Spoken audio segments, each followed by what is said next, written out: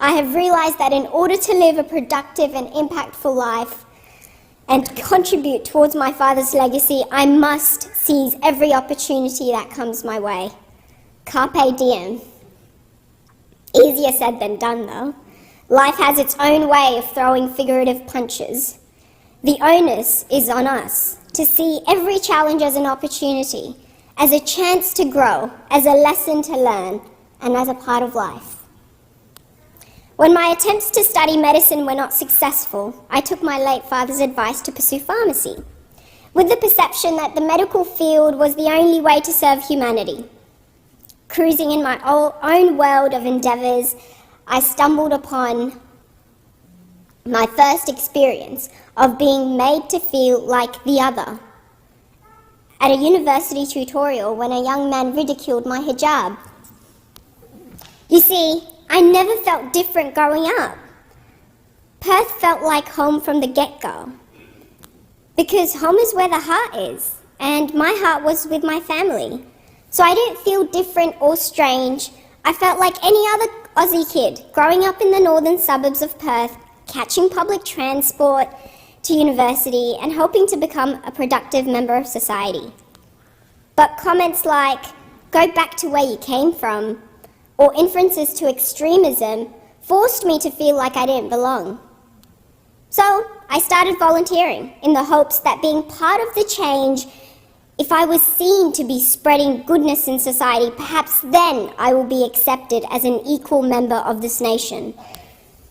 I joined the Edmund Rice Centre and became involved in youth leadership through the guidance of Joe Moniotis. I joined the WA Police Muslim Community Advisory Group as the youth representative. I served as the president of University of Western Australia's Muslim Students Association for 2 years and worked hard to have an active presence on university grounds to break down those barriers of the unknown. Through my community work, I met the Honourable Pierre Yang MLC, Upper House member for North Metropolitan Region in WA. That is when my journey in the Labor Party began. I finally found a space where I felt seen, appreciated, and like I belonged. I made friends with people who shared the same core values. I remember my father always encouraging me to vote Labor, not because he was very well versed in Australian politics, but he had a firm belief that Labor cared for the working class people and ensured the well-being of everyone on the economic spectrum. It was Labor who established Medicare so that people like my father had access to the best treatments and medication without the financial burden being on the families to bear. It was Labor who abolished the White Australia policy to acknowledge, respect and celebrate the diversity of our growing multicultural society so families like mine don't feel ostracised. It was Labor who pioneered superannuation and fought for workers' rights, ensuring everyone was afforded a fair day's pay so hard-working Australians like my father weren't taken advantage of. And it is Labor who advocates strongly for education of all levels to be accessible to each and every Australian, to have the same opportunities to start life on the front foot. It was a proud moment when I finally joined the Labor Party as a member. And from there on, my experience as a union organiser at the United Workers' Union solidified my Labor values and motivated me to spend every day fighting for fairness, justice and equality. I realised that my father was not alone in receiving poor treatment at work, so I strived to give the voiceless a platform to share their concerns and help to shape the policy that impacted their lives. Thousands of vulnerable workers in industries ranging from aged care, disability care and early childhood education to enrolled nurses and paramedics to hospitality workers are all being underpaid, overworked and find themselves in very poor working conditions with little to no annual or sick leave. I knew they deserved better, and I wanted to be part of fighting the good fight for them. After years of volunteering and dedicating myself to the movement, I finally felt my calling. This was going to be my way of serving humanity in my own community. In 2021, I was asked to run for the Senate, and after many conversations with my former boss, Dom Rose, and the United Workers' Union Secretary, Carolyn Smith, I decided to go for it. I wanted to be a representative for all Western Australians, including First Nations people and our cultural minority groups who remain unrecognised for their contributions. We need our ideas and concerns to be considered. We needed a government that cared and listened. We needed a Labor government to restore that justice and clean up the mess created by almost a decade of poor decisions and policies from the previous government.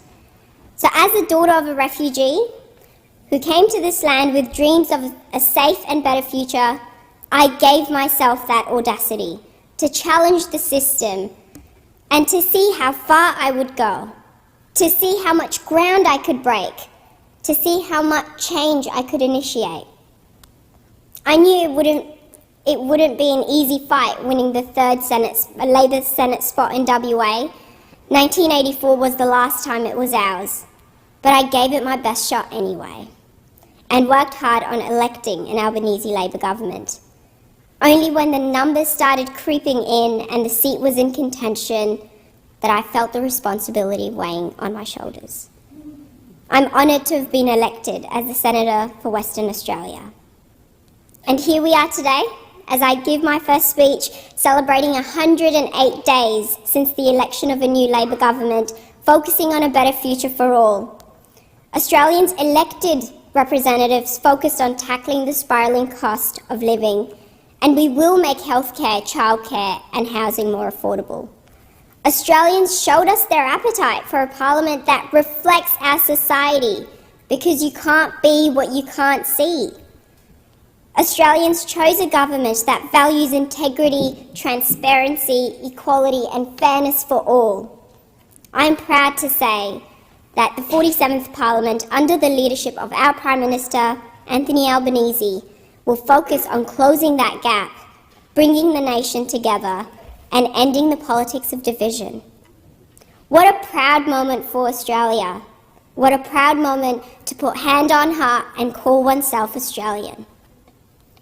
This Parliament is finally starting to reflect the nation envisaged by the current Leader of the Senate, Senator Wong, in her first speech, and I quote, "I seek a nation that is truly one nation, one in which all Australians can share regardless of race or gender or other attribute, and regardless of where they live or where difference is not a basis for exclusion."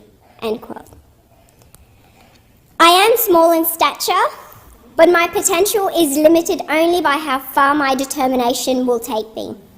I'm here to see what matters to ordinary Australians is what matters to our politicians. As a Labor Senator for WA, I want to continue standing up for my beautiful home state as your voice and representative in Canberra, and I promise to never take you for granted. I want to work towards better representation in our federal and state parliaments by engaging with women, people of colour, faith, and all walks of life to take up the opportunity, because if I could make it, so can you. I want to ensure that young people are acknowledged and considered when decisions about their futures are being made.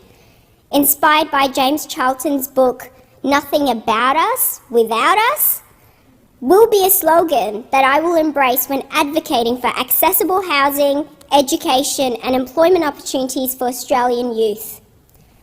I want to eradicate stigmas around mental health and make it more accessible to receive professional help. As someone who suffered from grief, anxiety and depression after my father's passing, I appreciate the importance of maintaining my emotional and mental state. I do not know what it will take to end homelessness, but I want it gone. In a progressive first world country, we must aim to remove poverty and homelessness from our streets and ensure everyone has access to basic human needs. I want to see people in jobs with dignity, having quality time to spend with their families, being able to give their children a good education, and be respected members and citizens of a country that appreciates their contributions and respects their uniqueness.